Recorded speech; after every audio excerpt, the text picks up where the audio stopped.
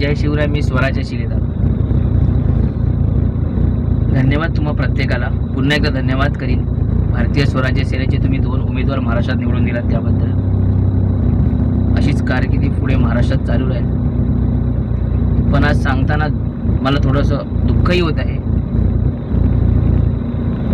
अनेक नेत्यांच्या चाटू लोकांनी काल अनेक लोकांनी नेत्यांचे स्टेटस ठेवले असतील वाढदिवसाचे. अनेक महिला असतील ज्यांना आज महाराष्ट्रात या पुढे आज शिक्षणासाठी जास्त पुढे त्यांनीही काही नेत्यांचे स्टेटस ठेवले असतील. हरकत नाही. मला तुमच्या गोष्टीचा राग नाही, फक्त वाईट वाटत असतं की तुम्ही ज्याच्यामुळे आज या प्रवाहात त्या लोकांना तुम्ही विसरता. देवाच्या आधी सुद्धा तुम्हाला या व्यक्तीला पूजणे गरजेचं आहे. या माऊलीसमोर नतमस्तक व्हा. ती माऊली आहे सावित्रीमाई फुले. आज 10 मार्च त्यांनी या मातीतनं रजा घेतली. 1897 साली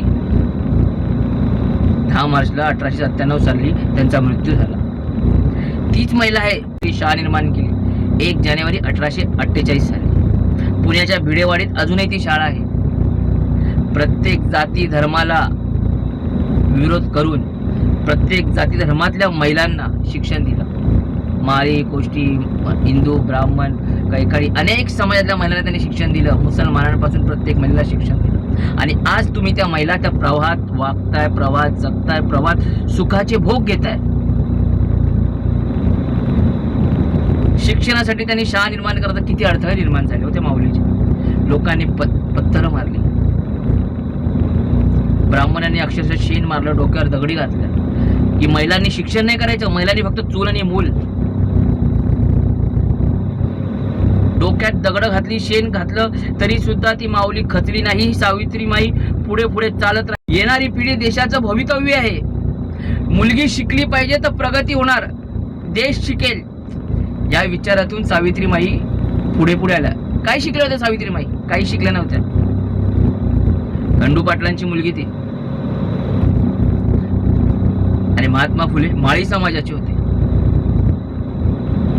माळ्याच्या मुलाला सुद्धा शिक्षण मिळत नव्हतं. मराठा समाजाच्या मुलाला सुद्धा शिक्षण मिळत नव्हतं. ब्राह्मण सोडून कोणीही समाजाने जर शिक्षण घेतलं तर तुमची जीभ कापली जाईल, कानामध्ये गरम तेल ओतलं जाईल. मुलीने जर चूल मूलच्या व्यतिरिक्त शिक्षण घेतलं तर तिला समाजात बहिष्कृत केलं जाईल. अशी घाणेरडी व्यवस्था होती. या व्यवस्थेच्या विरुद्ध लाथ मारणारी तुमची आमची आई सावित्रीमाई. विसरलात महिलांनो.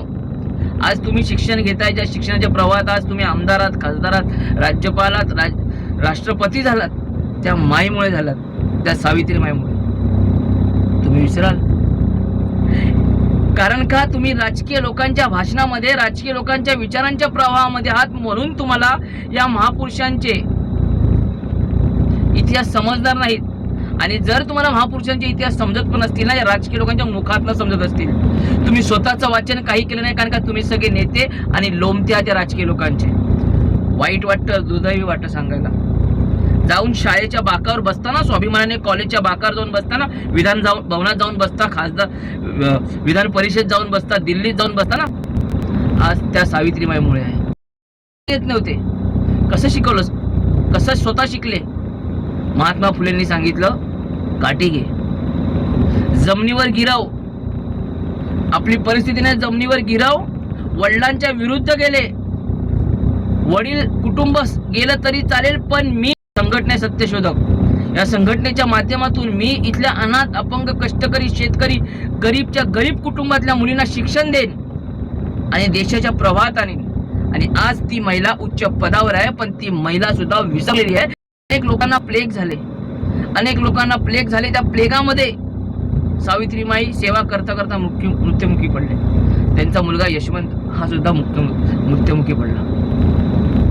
ही वेदना सांगताना खूप वाईट वाटत असतं, पण तुम्ही ह्याच्यावर किती विचार करायला ते कळत नाही. म्हणून महिलांना मला हात जोडून विनंती आहे. कारण का महिलाच या देशाचं परिवर्तन करू शकतात. महापुरुषांचे विचार आठवा. तुमच्या मुलाला असं घडवा की तुमचा मुलगा नेत्याच्या मागे नाही तर महापुरुषांच्या विचारांच्या मागे गेला पाहिजे.